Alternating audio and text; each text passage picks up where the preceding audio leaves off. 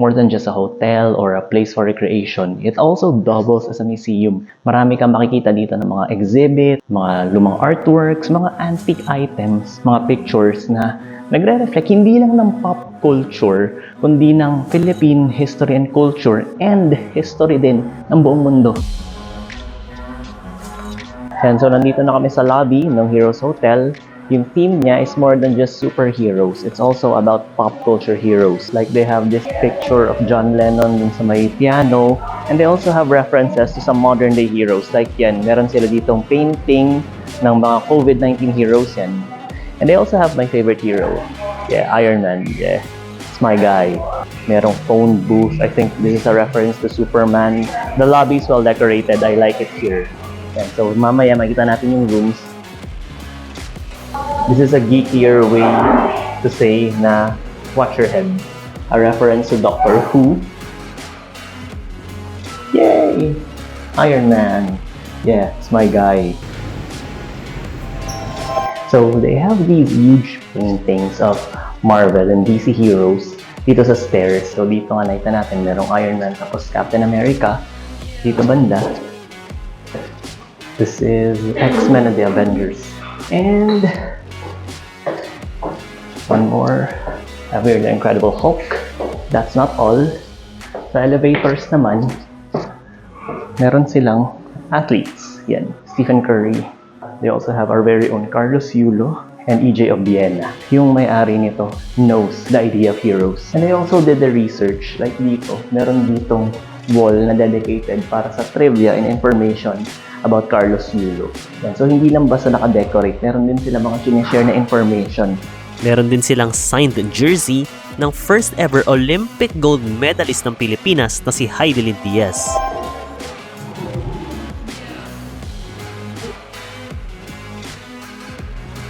So, nandito na kami sa room, settled na. We got the Van Gogh room, deluxe siya. Gusto ko sana is yung suite, kaya lang ang mahal. Anyway, good naman dito. Malamig, maganda aircon, tapos may TV na rin. Yun nga lang walang ref kasi probably yung fridge is nandun sa suite which is more expensive.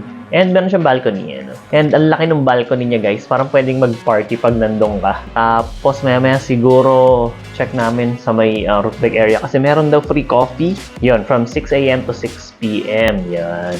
And you know what? Meron silang swimming pool na i-open. So alam nyo guys, dahil hindi pa kami nakakabili ng kama, yung tinutulugan namin sa bahay medyo matigas.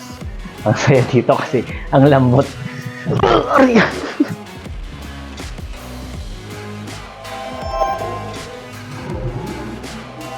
This is the roof deck. Yan, they have the restaurant here, tsaka I think yung bar. Doon din yung area kung saan gagawin yung pool. So ayan, under construction siya. Sayang, isa sa mga pinunta ko, pero siguro balikan na lang natin. And they have free coffee here. They serve free coffee. Kuha ka na ng baso, tapos lagyan mo lang ng coffee, tapos creamer, yun. You're good to go. Bala ko sanang itry yung jacuzzi nila na nasa roof deck. Kaya lang, hindi ko alam na by reservation pala. And fully booked na during our stay. So we checked out the other amenities of the hotel. Meron silang game room and fitness center. So dito meron mga gym equipment, may mga weights, may ping pong area, merong foosball, this is a pool, meron din treadmill doon sa bandaron, merong stationary bike, tapos merong cable row. Meron din sauna, gusto mo papawis, yan. Tapos meron din mga board game, tsaka merong darts. If feeling mo na parami yung kain mo, you can burn it here.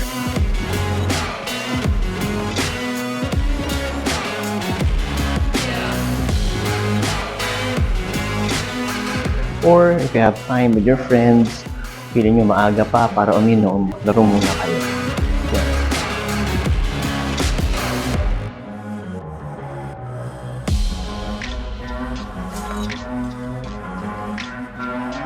Okay, that was fun. So medyo nakakagutom, so dinner naman. Also, if you wanna try, meron silang mga ino-offer na tour packages wherein they will tour you around the city of Manila. Tapos yun, so we're gonna go have dinner muna, tapos mamaya, baka magpamasahe. Yeah. Okay, let's go. So it's dinner time. Dito kami sa roof deck. Kakain kami dito sa kanilang Heritage Restaurant. Yan. So, merong event sa loob. So dito kami sa outdoor area. And binigyan nila kami ng isang bote ng wine. The joke lang, tubig yan. But, they have welcoming cocktails. So, bago ka kumain, magpakalasing ka muna. They also have Lost Spirit Bar, yung tawag. Kaya lang right now daw, naka-close. Yun, on the renovation. For dinner, we had grilled tilapia with pakbet and sizzling tofu. Syempre may rice din. Then we had dessert, banana split. Panalo! And tapos na kami sa dinner. And now, dito kami sa room, we're thinking of getting a massage. Tapos baka mamaya, might get some beer kasi may 7-Eleven sa baba. Sarap ng aircon dito. Hindi ka man lalagkit. Yung aircon namin sa bahay, uugod-ugod na eh. Dito, ang ganda eh. Oh. So apparently, kailangan rin pala ng reservation para sa massage. Open yung spa until 1 a.m. pero yung reservation daw nila is booked hanggang 2 a.m. today. So yung next daw na open na slot is 3:30 bukas. Kaya lang ang checkout namin is 12 noon. So, bili na lang ng alak sa baba and then drink the night away. So, trivia time lang tayo guys. Alam nyo, yung unang-unang Darna na sinulat ni Mars Ravelo is actually named Varga. And, you know, meron silang Sintra board dito ng comic strip na Varga. Hindi ko alam kung legit siya or imitation. Pero, parang they know the roots, diba? On the way to get drinks, I decided to take time and dilly-dally a bit in the lobby. Since di ako masyado nakapagpa-picture nung umaga, allowed naman magpasok ng outside food and drinks. Our room's balcony was huge. We decided to drink there for a while before coming back inside, then we called it a day.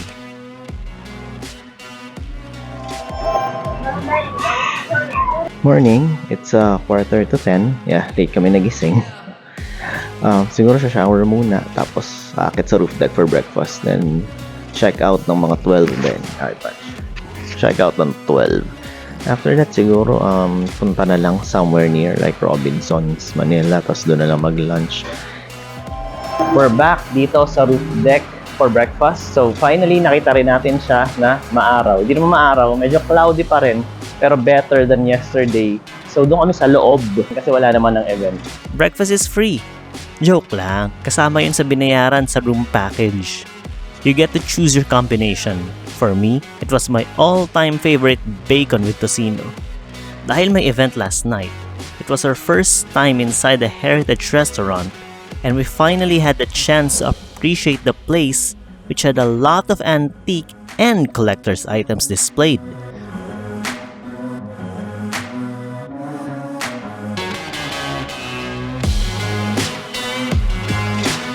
Some of them were even used as props in films.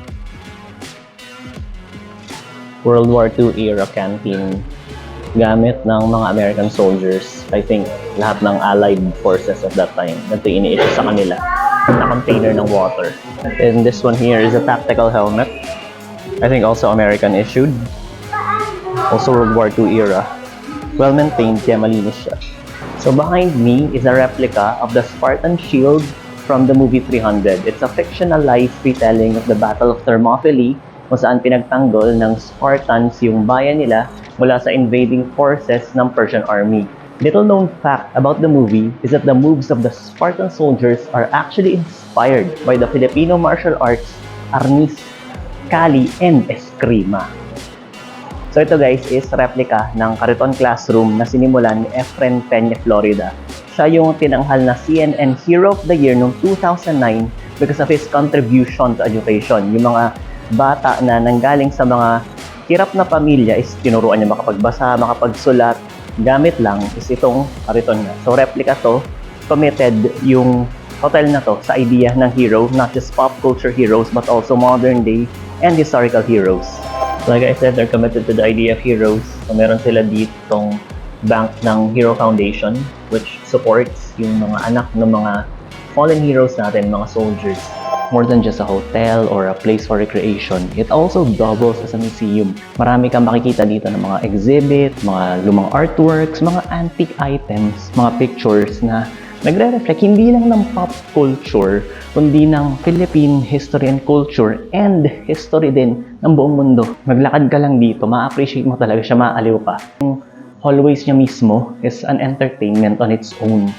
That concludes our overnight stay at Heroes Hotel. And as always, time to calculate the cost. 1,960 for an overnight stay. 650 pesos yung breakfast for 2 na binayaran kasabay ng room. 90 pesos for the steamed rice. 180 pesos for the sizzling tofu. 355 pesos for the grilled tilapia with pakbet, 240 pesos for the banana split, around 270 pesos on beer, and 128 pesos on chips, for a total of 3,873 pesos. It's also worth noting that the hotel requires a security deposit of 1,000 pesos na marirefund naman upon checkout, basta wala ka lang sisirain sa hotel.